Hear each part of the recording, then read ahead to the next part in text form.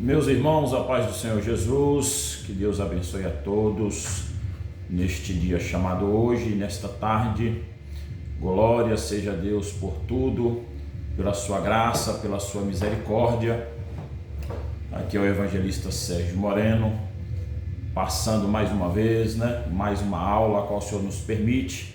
Hoje na lição de número 4, trazendo para nós uma responsabilidade de mais uma vez aprendermos, e colocarmos em prática a palavra do Senhor. Nós estamos estudando nesse trimestre a revista da Escola Bíblica Dominical, que tem como tema o Deus que governa o mundo e cuida da família, os ensinamentos divinos nos livros de Ruth e Esté para a nossa geração.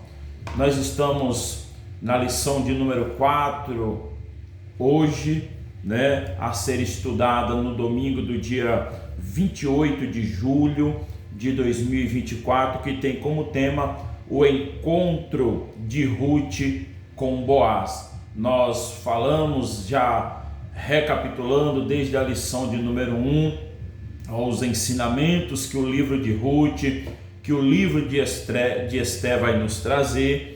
Falamos na lição de número 3, sobre o livro de Esté, falamos sobre a sua abordagem, falamos na lição de número 3 também sobre as relações, entre Esté e Ruth, entrelaçadas pelo amor, a importância deste afeto, a importância deste compromisso de um para com a outra. E assim nós vamos caminhando, hoje chegando na lição de número 4, que vai falar sobre o encontro de Ruth e de Boaz, Esse encontro que vai trazer para nós também uma visão panorâmica do trabalhar de Deus. Vamos abrir a nossa mente e o texto bíblico, já te convido a você ler, você que nos acompanha, você que nos assiste, antes de entrar na aula, divulgue, compartilhe essas aulas,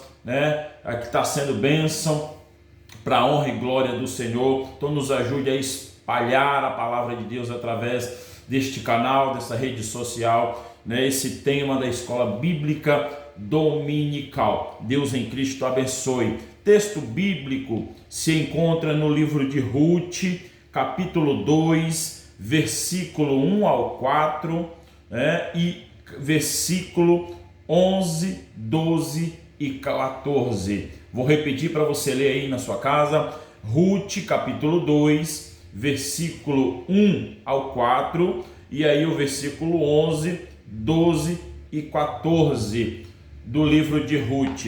O texto áureo que se encontra em Ruth 2,12 diz assim: o Senhor galardoe o teu feito e seja cumprido o teu galardão do Senhor, Deus de Israel, sobre cujas asas te vieste a abrigar. Verdade prática: o verdadeiro e puro modelo de bondade é servir uns aos outros de coração, confiando na fidelidade e justiça de Deus. Aleluia! Nós vamos aprender, irmãos, e temos aprendido dentro dessa narrativa, dentro deste livro, do livro de Ruth, a importância de servir ao próximo, a importância de ajudar ao próximo sem nenhum interesse, sem nenhum vínculo aparente de querer algo em troca. Nós já falamos, só para nós podermos entender essa verdade prática que nos traz, mas esperando na justiça e fidelidade de Deus. É Ele quem recompensa, é Ele quem cuida e é Ele quem dá, uma vez que nós fazemos o bem e mostramos a nossa preocupação para com o outro. Nós vamos ver, falamos na lição 3, na lição de número 2, Noemi não tem nada para oferecer. Noemi está passando uma situação complicada, Noemi está passando uma situação difícil, e ao ponto de despedir as suas noras para que voltem para as suas terras, para as suas famílias. Só que quando nós chegamos e vamos ver a atitude de Ruth, Ruth ela está convicta do Deus a qual Noemi serve, ela entende que ela agora está muito mais entrelaçada com Noemi, né? A qual ponto nós já ouvimos, e ela deixa bem claro, é um versículo conhecido, é uma passagem conhecida, muitas vezes repetidas: o teu Deus é o meu Deus, o teu povo é o teu povo, aonde pousares, pousarei eu.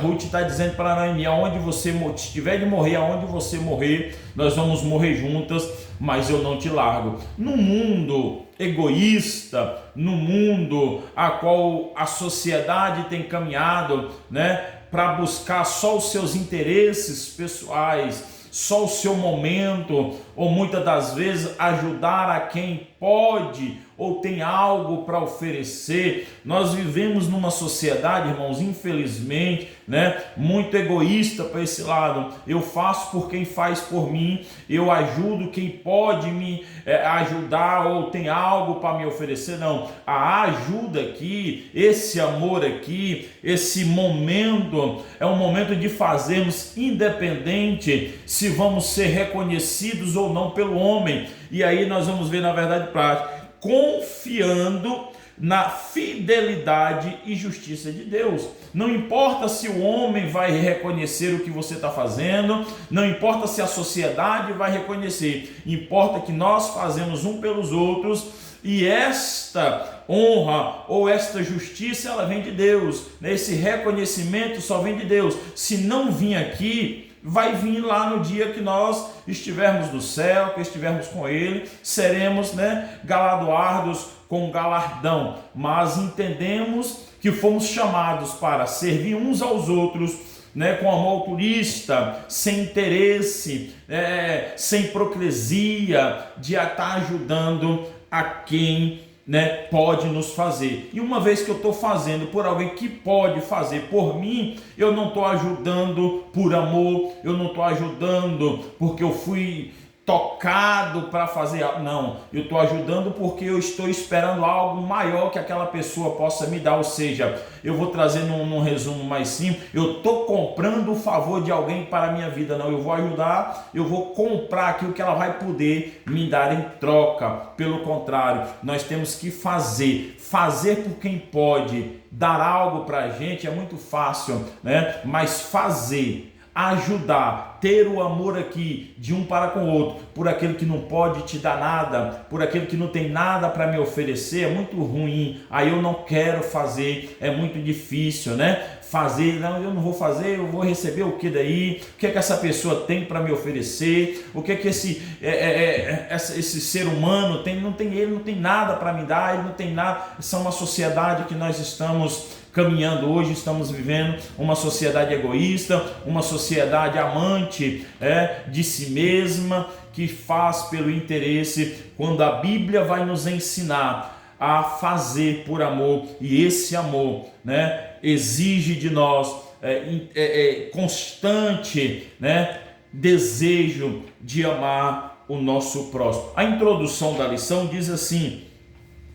na lição anterior, o assunto central foi a amizade entre Noemi e Ruth, sogra e nora. Nesta, um novo personagem entra em cena, Boaz, o parente remidor. Veremos como Deus da providência recompensa os que se doam a bons relacionamentos. Está aqui, né? A recompensa é de Deus. É Deus quem vai recompensar aquele que se entrega, aquele que se doa, aquele que faz, né, sem nenhum interesse, mas dentro de um bom relacionamento, que foi o caso de Ruth. Sabemos que Deus trabalha, tem a sua maneira de trabalhar. Deus trabalhou aqui, né, para que viesse um remidor tanto para a vida de Ruth, mais Noemi, mas também nós conhecemos sobre toda a história da linhagem daquele que viria, o filho de Davi, o Salvador do mundo. Mas em tudo isso, Deus olhou para a fidelidade, para o amor de Ruth para com Noemi, para esse relacionamento sem interesse, para um relacionamento que fosse demonstrado em um verdadeiro amor. A história de Ruth torna-se cada vez mais empolgante quando nós vamos caminhando a cada capítulo, quando nós vamos entrando na história, principalmente pelo caráter desta obra, em meio ao desenrolar desses fatos que marcam a profunda amizade entre Noemi e Ruth. Nós vamos ver um terceiro personagem entrar na história, entrar na cena, Boaz, o parente remidor. E o autor apresenta-nos essa belíssima história, nos traz essa narrativa linda, que nós vamos nos apaixonando a cada dia. A Bíblia é linda, de Gênesis a Apocalipse, mas nós vamos ver, né, o trabalhar de Deus no livro de Ruth.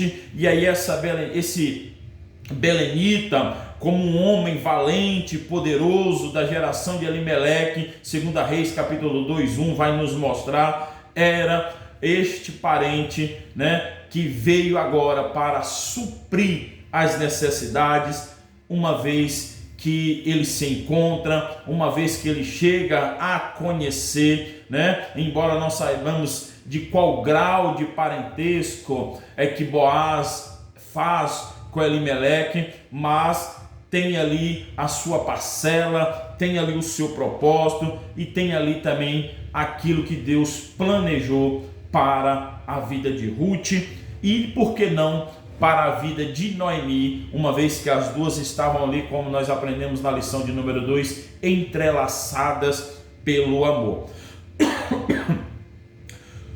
Um homem próspero é o que diz o tópico de número 1 sobre Boaz.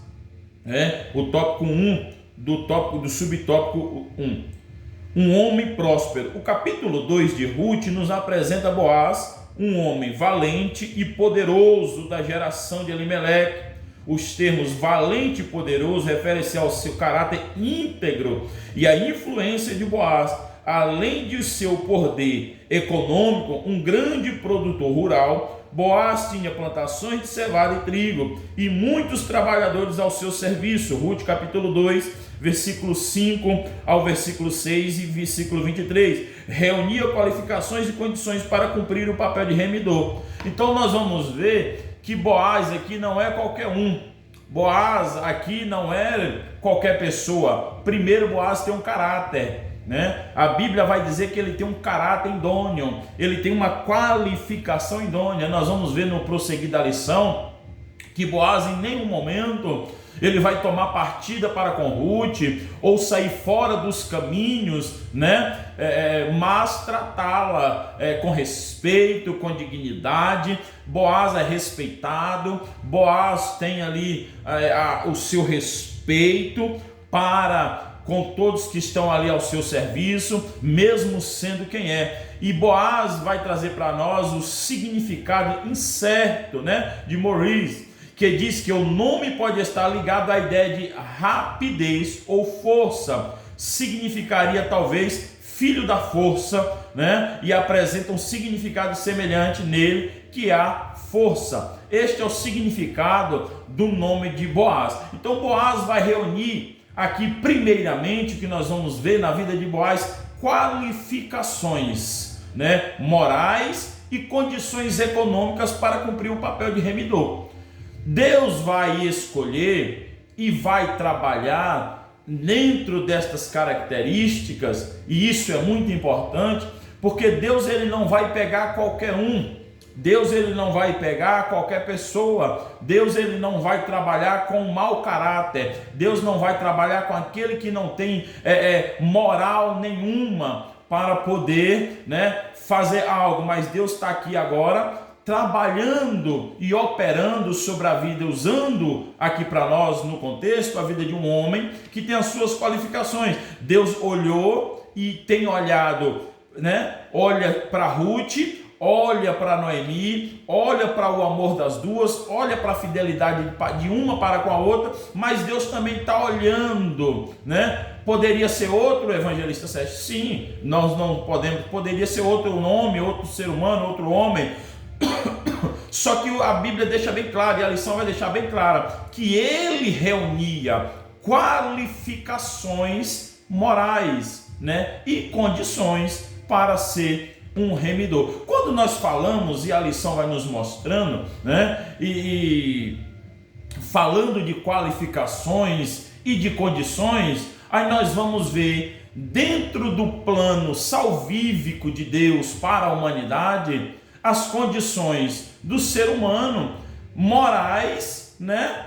E as condições de usar o homem para trazer a salvação. E ele não encontra, porque o homem, toda vez que ele vai olhar para o homem, alguma coisa ainda está faltando, algo ainda está faltando. Aí, para se cumprir a palavra de Gênesis 3, versículo 15, que da semente da mulher nasceria um que esmagaria a cabeça da serpente, o remidor da humanidade, né? O remidor da nação, o remidor do povo, né? Seria quem? Aquele que teria condições morais e condições aqui não financeiras, mas condições a qual Jesus teve, né? Tanto morais como as suas condições como homem, de não, mesmo sendo homem, não se entregou ao pecado, não cedeu ao pecado, as suas condições morais a todo tempo foi reta, foi sincera, né? Um homem que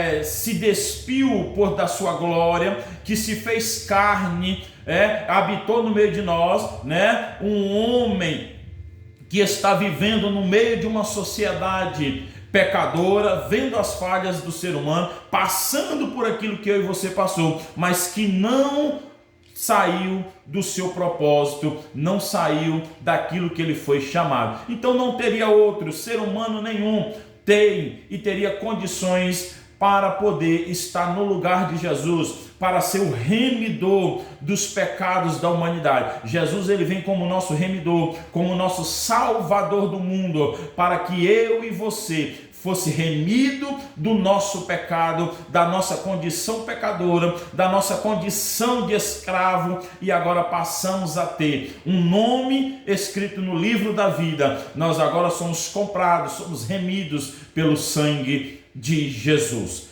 O tópico de número 2, Goel e Levi, a expressão da geração de Elimeleque não nos permite saber o grau de parentesco entre Boaz e o marido de Noemi. Segundo uma tradição rabínica, era sobrinho.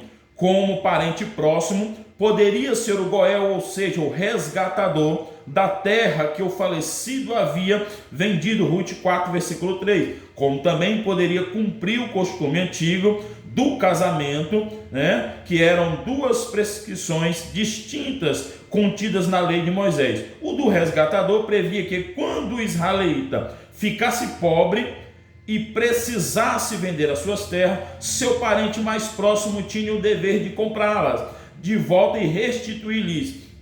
E se o hebreu fosse comprado como escravo por um estrangeiro, um parente tinha o dever de resgatá-lo. Levítico 25, 25, 28. Já a lei do levirato previa que o irmão do cunhado, ou Levi, se casasse com a viúva e suscitasse descendência ao falecido. Tudo indica que esta prática foi aplicada seguindo uma ordem de parentesco mais abrangente, semelhante à do resgatador. No caso de Boaz, havia um remidor mais chegado que ele. Rute capítulo 3, versículo de número 12. Nós vamos ver, né, que esse resgatador mais chegado do que ele abre mão, né? E por abrir mão, Boaz entra nesse cenário, nessa história, e vem agora para poder trazer, né, o cumprimento da palavra do Senhor. De qualquer sorte, como parente próximo, poderia ser Goel ou resgatador.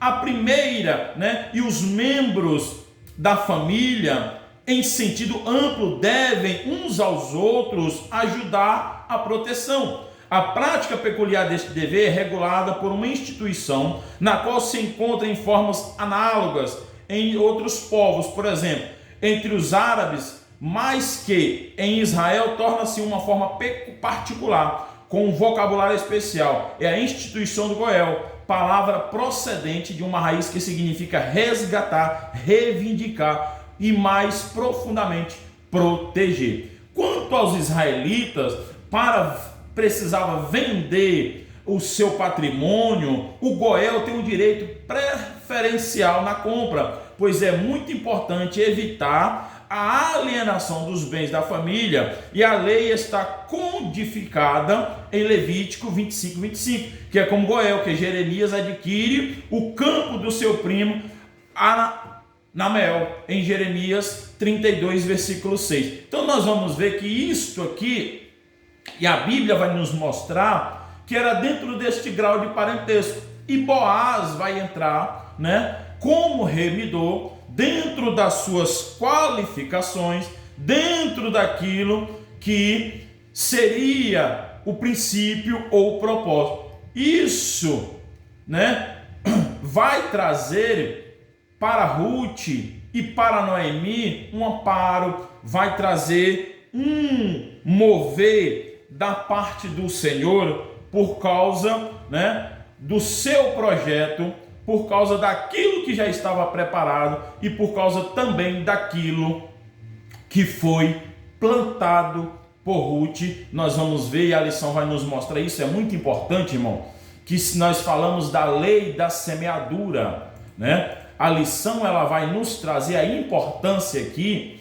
e isso precisa ficar frisado nessa lição de número 4, a lei da semeadura. Quem planta sempre vai ter uma colheita. Agora, a colheita ela é qualificada e ela vem para mim e para você de acordo com o que eu e você plantou, Se plantamos coisas boas, nós vamos colher coisas boas, mas se plantamos coisas ruins, com certeza a colheita não será boa. Eu não posso trazer um termo analógico para nós. Eu não posso plantar feijão e esperar que eu vou colher abóbora, que eu vou colher outro vegetal. Não, se eu plantei feijão, eu vou colher feijão.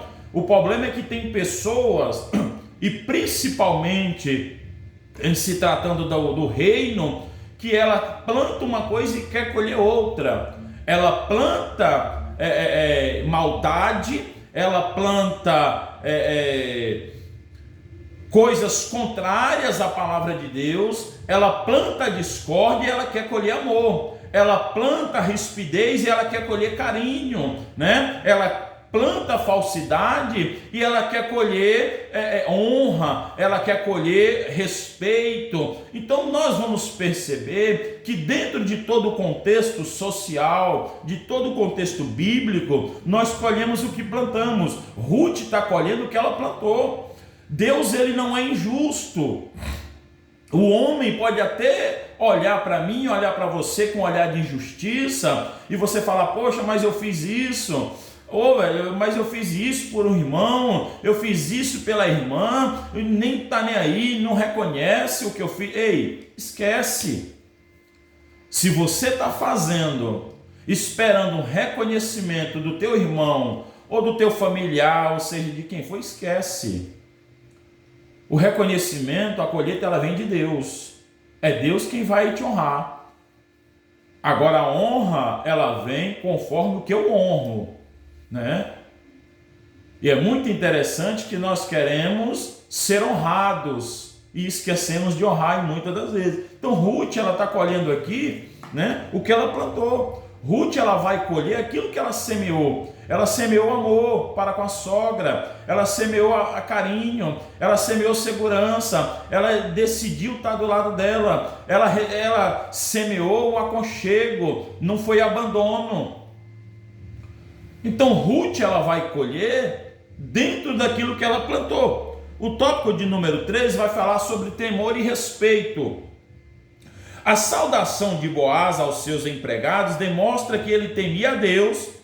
A invocação a Jeová, o Senhor seja convosco, dirigida a todos os segadores, indica também o seu respeito aos com que ele trabalhavam. Os empregados lhe retribuíam com uma saudação também amistosa e piedosa. O Senhor te abençoe. Ruth 2,4. Patrões e empregados devem se tratar com mútua consideração, reconhecendo a posição e o papel próprio de cada uma da relação de trabalho. Interessante, irmãos. Aí nós vamos ver, olha a moral, né? Olha essa qualificação moral que a lição está nos falando aqui lá no tópico de número 1. Olha a qualidade de Boaz, né? É patrão, tem condições, tem um bocado de servo, né?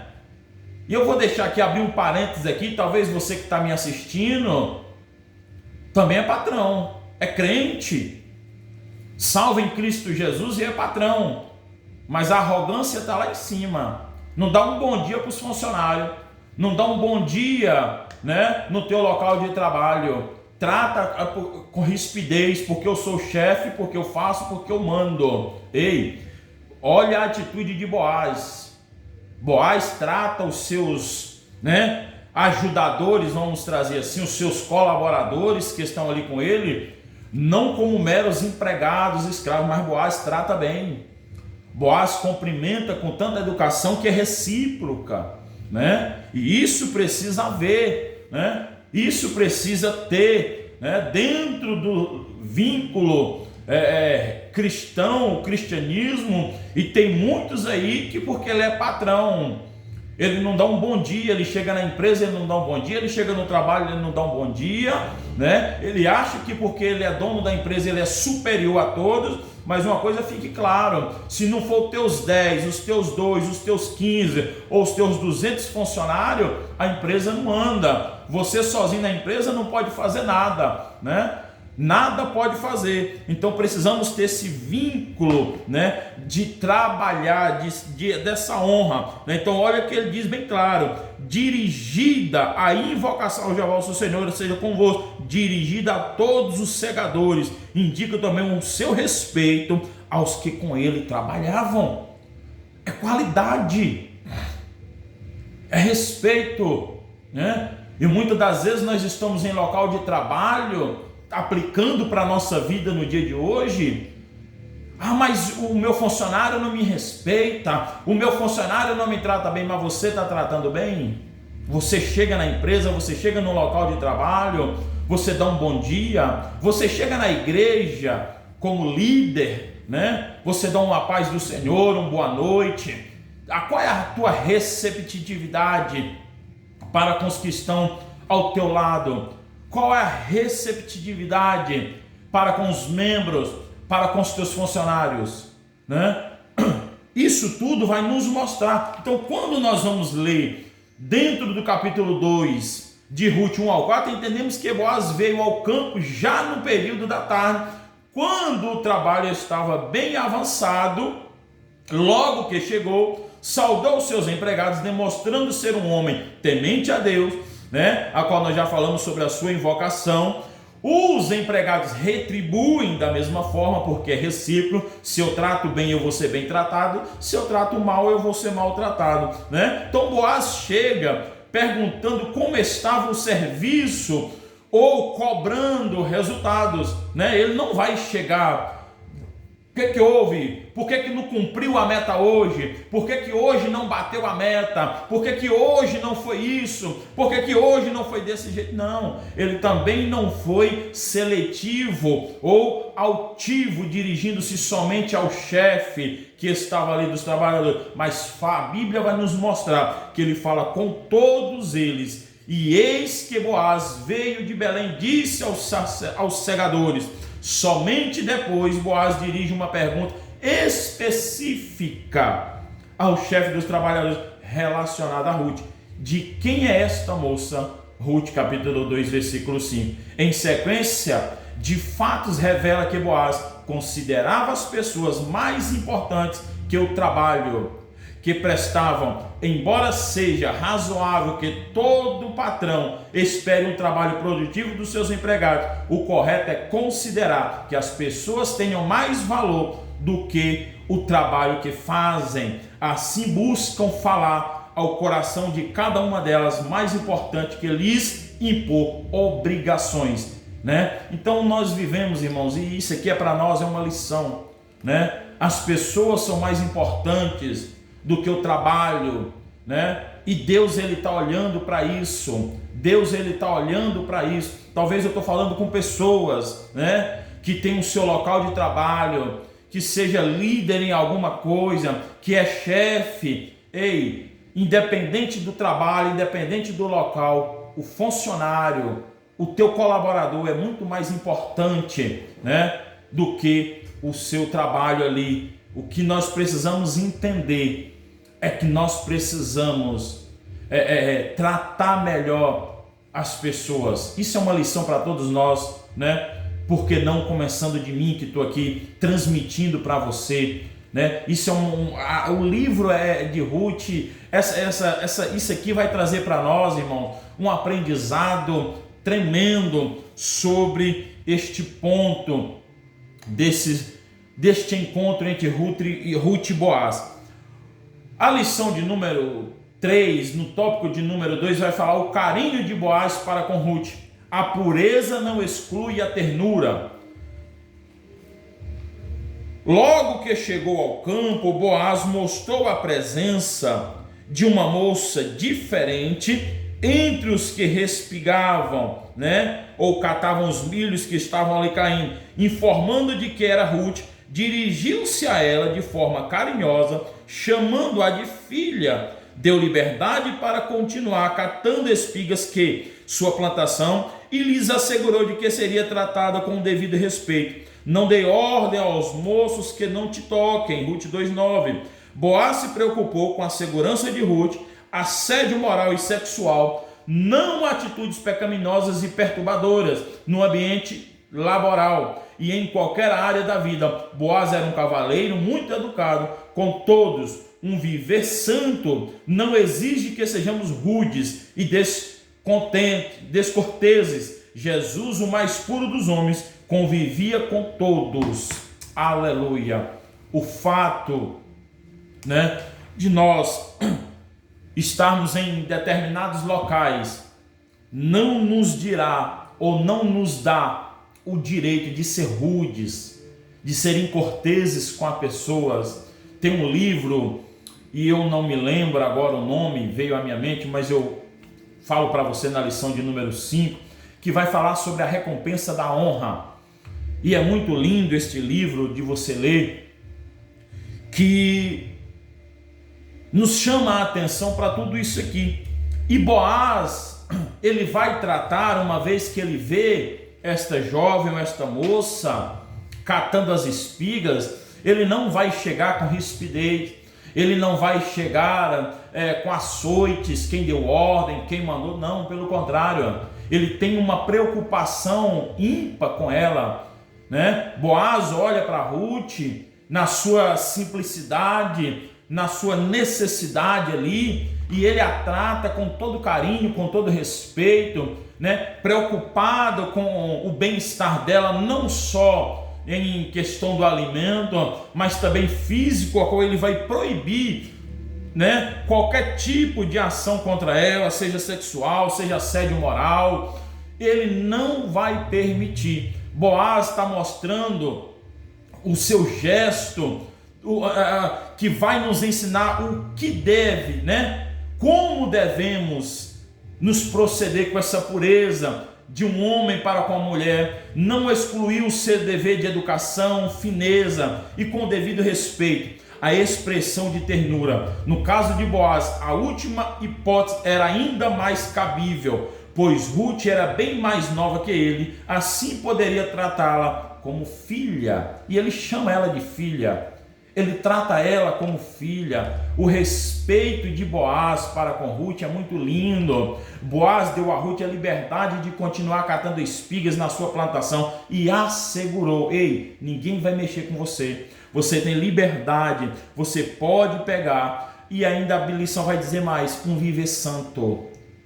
O viver santo, irmãos, para nós, não exige que sejamos rudes, grosseiros, descontentes, né? Rancoroso. Jesus está convivendo com todo tipo de pessoa. Um dos mais exemplos, Jesus está vivendo, comendo com aquele que iria o trair, com aquele que queria vendê-lo. Jesus é o nosso exemplo, né, de como tratar as pessoas. Ah, mas está me batendo, está me apunhalando, está me caluniando.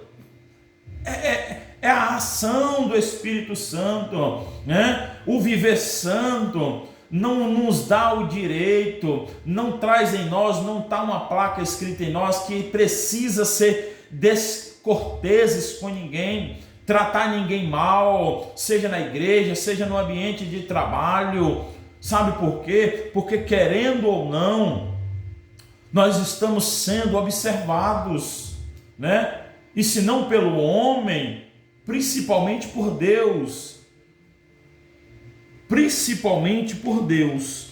Deus estava agindo, o tópico de número 2, o subtópico 2 do tópico 2, e a atitude de Boaz surpreendeu Ruth como estrangeira e pobre. Certamente ela tinha receio de como seria tratada. Agia com educação e muita descrição. Impressionada com o gesto de Boaz, inclinou-se ao chão e de forma humilde reconheceu ser indigna do tratamento que recebeu. Havia uma motivação especial na conduta de Boaz. Ele já conhecia a bela história de Ruth. Ruth 2:11. Um bom testemunho nos abre muitas portas. Isso aqui é chave de ouro. Um bom testemunho abre muitas portas. Boaz já conhecia o testemunho de Ruth. Ruth não cai de paraquedas ali de qualquer jeito. Ruth não está caindo, né, de qualquer maneira na plantação de Boaz. Ruth está indo, mas Ruth tem testemunhos. Aonde Ruth está passando, os rastros de Ruth está deixando testemunho, né? Então Boaz vai tratar ela, né? E Deus agindo, porque Ruth vai ficar, né, sem ação. Ela não se sente digna do tratamento que ela vai receber, né? Ela não se sente digna daquilo que ela está recebendo. Mas Deus, ele é desta maneira. É quando nós nos humilhamos, é quando nós reconhecemos que não somos nada, quando nós reconhecemos que não temos nada, quando nós reconhecemos que não somos capazes de nada, quando a Bíblia diz e nós colocamos em prática que nós devemos não ser melhor do que os outros, considerarmos inferiores aos outros, ou seja, eu não sou mais do que o meu irmão, eu não sou mais do que a minha irmã, eu não sou mais do que o meu patrão, eu não sou mais do que o meu funcionário. Não.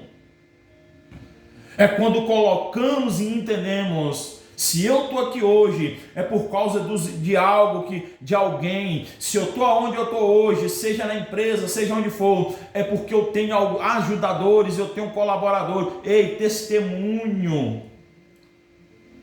Aonde nós estamos, e Deus vai agindo. Deus estava assim agindo em favor de Ruth, mas não de forma arbitrária, ou seja, independente da sua conduta.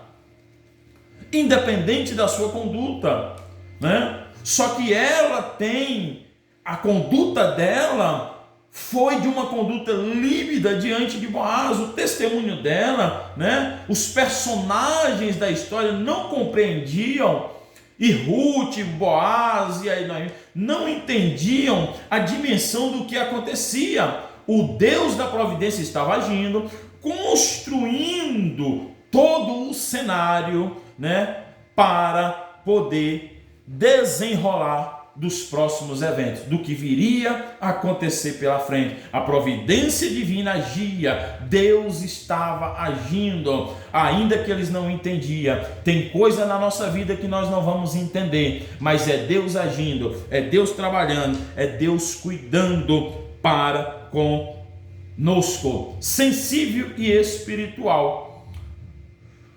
Boaz conciliava firmeza moral e sensibilidade, ternura e espiritualidade. O versículo-chave do livro é uma declaração feita por ele a Ruth. Boaz tinha uma profunda compreensão espiritual. Ele reconhecia que o Deus dos hebreus não estava limitado a fronteiras territoriais ou barreiras étnicas, e como servo de Yahvé estava sendo usado para abençoar uma piedosa moabita. Sua palavra trocaram profundamente o coração de Ruth e lhe deram grande conforto. Olha o pensamento de Boaz. Boaz entendia, primeiro, que o amor de Deus não estava limitado só ao povo de Israel. Boaz entendia que a providência de Deus não estava limitado só ali. Boaz está entendendo que o amor de Deus, que a providência de Deus vai além de fronteiras, vai além de grupos étnicos, vai além da classe social, né? Então Boaz está olhando com um olhar sensível. O verdadeiro cristão, ele não olha, e eu volto à fala do início, a quem ele vai ajudar. O verdadeiro servo de Deus, ele não está fazendo acepção para quem ele vai estender a mão, para quem ele vai, quem é o próximo a ser ajudado. Não, mas é fulano. Não, bem, fulano não. É melhor é ciclano, porque ciclano já tem um negócio, é mais chegado, é mais isso, é mais. Não, não, mas é porque primeiramente eu tenho que ajudar aqui os meus aqui de casa. Primeiramente eu tenho que fazer. Não, independente, Deus é Deus, e o Deus que nós servimos, ele não tem barreira, ele não tem limite para fazer. Ele não está olhando a classe social, ele não está olhando a etnia, ele não está olhando a fronteira, se é no Paraguai, se é no Chile, se é no México, se é no Brasil. Todos os povos Deus deseja alcançar, e é por isso que é desejo dele que todos os homens se salvem, não de um número específico, não de uma nação específica, mas todos os homens se salvem. A colheita de Ruth, que é o tópico de número 3, e a sua sobrevivência, o subtópico 1 do tópico 3, a lei da semeadura, que foi aquilo que nós falamos, né? A lei da semeadura é uma cosmovisão secular que produz a ilusão de que vivemos em um mundo dos homens apartados de Deus e não afetados por ele. Isso é fruto de uma incredulidade crescente, e essa visão dualista em nada condiz com as Escrituras e com a realidade dos que confiam no Senhor. Na providência, Ruth decidiu servir ao Deus de Israel em vez de Quemos, o Deus dos Moabitas, cuja adoração incluía o sacrifício de crianças. 1 Reis, capítulo 11, 7. Agora ela começava a experimentar a mão invisível de Jeová Jireh, agindo graciosamente em seu favor. A lei da semeadura funciona integralmente. Então tá aí, né? A lei da semeadura é aquilo que eu estou semeando, e o que eu semeio eu vou colher. O que eu semeio, seja no reino espiritual, seja no reino familiar, seja no trabalho, aonde você semear, aquilo que você semeia, você vai colher. 2 Coríntios capítulo 9, versículo de número 6, né? Rapidinho eu quero fazer essa leitura com você. 2 Coríntios 9, versículo de número 6. E digo isto, que os que semeiam pouco, pouco também ceifará, e os que semeiam em abundância também ceifará. Gálatas capítulo 6, versículo de número 7. Gálatas 6, versículo de número 7, irmão. Eu quero ler com você também, só para a gente pegar esses dois pontos. Gálatas 6, me ajuda, Jesus, né? Gálatas capítulo de número 6, versículo de número 7. Foi arrebatada da minha Bíblia? Foi não, em nome de Jesus. Vamos ver.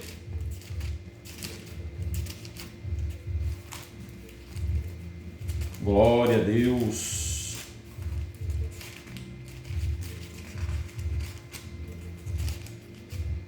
Achei. Gálatas 6, versículo. E não erreis, Deus não se deixa escarnecer, porque tudo que o homem ceifará, isto também colherá. Tudo que nós plantamos, bom ou ruim, muito ou pouco, nós vamos colher, né? Nós vamos colher. Então a lei da semeadura, ela ainda é para hoje, principalmente para nós que conhecemos a palavra do Senhor. O caos, né?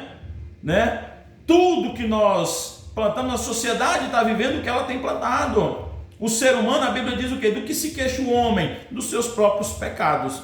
Tópico de número 2, subtópico de número 2, vai dizer sobre os acasos de Deus, né? O primeiro sinal da ação de Deus foi a escolha aparentemente aleatória que Ruth fez, indo apanhar espigas no campo de Boaz, né? Para ela era apenas uma casualidade, quanto na verdade era um equívoco alto da providência divina. Deus tem o controle de tudo e age em favor dos que o amam. Quando Ruth retornou para casa e contou onde havia trabalhado, Noemi não escondeu a sua exaltação. Uma esperança brotou no coração da pobre viúva. Deus não faz nada de qualquer maneira. Nós vamos ver que os acasos de Deus, foi por acaso, Deus sabe, né? A fé de Ruth em Deus de Israel, sobre as cujas asas ela foi abrigar-se e estava sendo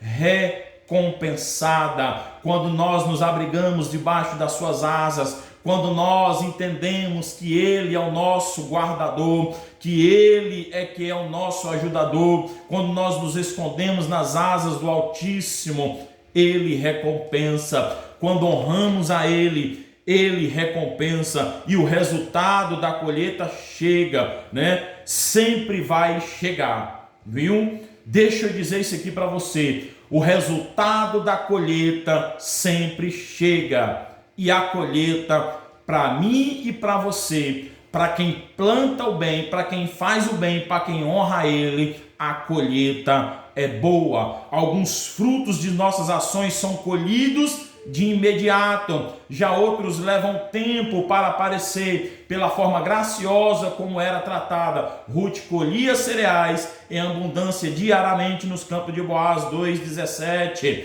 A colheita garantia a sua sobrevivência e a da sua sogra. O trabalho árduo durou toda a estação entre março e abril. Colheu-se cevada de abril e junho, trigo, concluindo o trabalho, ficou com a sogra. Ruth 2,23. Uma colheita ainda maior seria feita por ela em tempo oportuno. E Eclesiastes diz: tudo tem o seu tempo. Ei, talvez está demorando na sua mente, mas no relógio de Deus, no tempo de Deus, a tua colheita vai chegar e está chegando na hora certa, na hora determinada. Então continue honrando, continue fazendo, continue confiando, porque a hora da colheita está chegando para mim e para a tua vida, e o tempo é dele, a hora é ele, e quem faz é ele. Quando ele faz bem feito. Se nós formos adiantar o processo, vai dar errado, mas quando nos colocamos e entendemos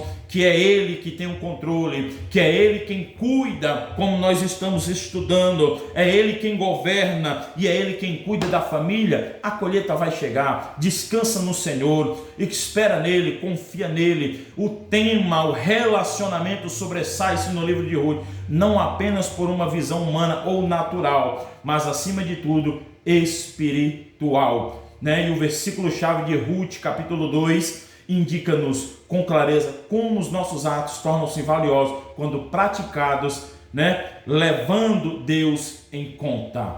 Quando Deus está acima de tudo, quando nós fazemos isso, Deus honra e a recompensa vem, não do homem, porque o homem é falho. O homem muitas vezes, ou na maioria, não vai olhar para o que você está fazendo, mas Deus tem contemplado o teu agir e o teu fazer. Então continue esperando nele. Que Deus te abençoe.